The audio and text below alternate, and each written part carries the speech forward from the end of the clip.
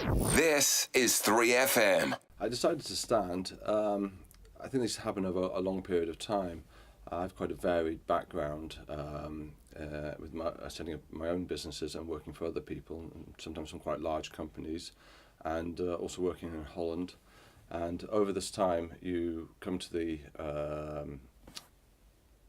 you see a lot of things, and I suppose you start to see things. You think, well, why is it like that? And when you start to answer these questions, you think, well, does it really have to be like that?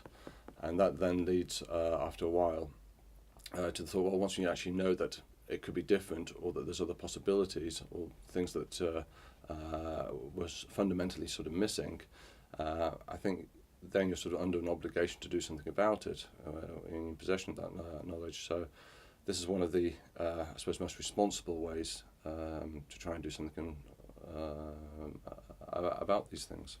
I think we have to start to apply pressure and actually speak directly to the people that are involved in a lot of the buildings that are in bad shape, and sort of say, we need really to have something happening here in the next 2 years. And I think that's to be a sort of a real debate, clear on what it is that we want. I mean, having another very expensive multi-million-pound penthouse apartment is in some ways, well, it's nice, but I mean, the people have actually got to live there. So for young people, we need to have places, apartments, things that they can use and have the possibilities of. We have possibilities for jobs on the island, which relates to the healthcare system, but we don't have Manx people, and I use the term Manx, people that live and work in a broader sense, to fill these jobs. And this is obviously a wonderful career, I imagine, for a lot of people. So we've really got to bridge the gap between saying, well, you need to consider this, and then we need to provide funding if they come and work, obviously train and do these, because obviously the study's quite a long time, and they come back and they work on the island. Then after a period of 7 years, presumably by this point they'd be settled, we'd wipe their study debt off, because by that time we'd have already saved us money, which coincides with another problem regarding healthcare. But so I think those are quite important. I think also further,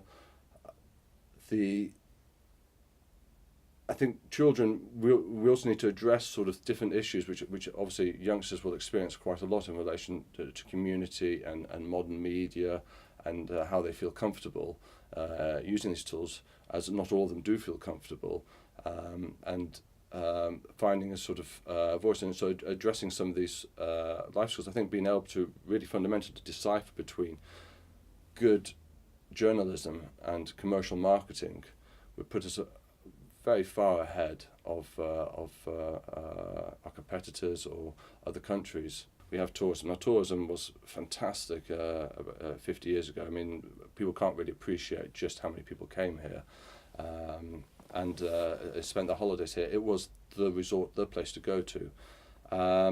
So at the presently, we have a lot of hotels or accommodation, particularly in the south, and they're not at full capacity. So we have the infrastructure, but yet we don't have the people coming. Now, TT sells itself, that's not a problem. But we have it's the periods that are surrounding that and after that. So I would look particularly in engaging our natural asset is the countryside and our coastal and our sea line. And there are many sort of popular walkers' holidays and so forth.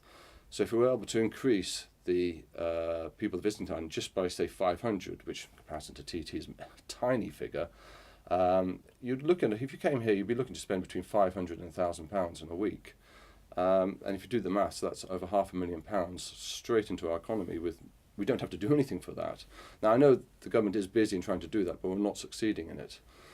Then we have other sort of possibilities with a flexible legal system. Tax is a moral issue, so that's often we're not in that market, which might be probably a very good thing. So, but we have other markets that we can get into, biomedicine, and particularly data storage centres that we can apply to.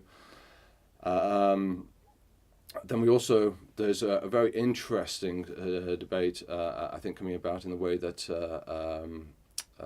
big business dominates markets.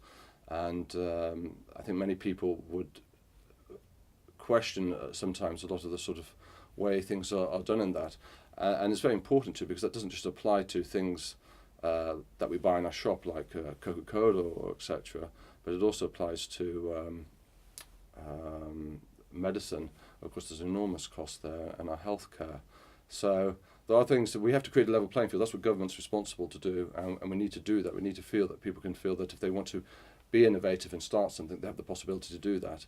And I feel often young people think, well, they can't because there's no room in the market and they're so dominant.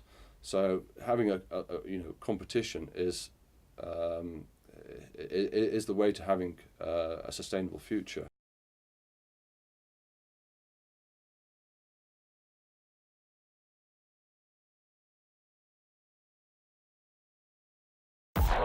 More music for the Isle of Man. 3FM.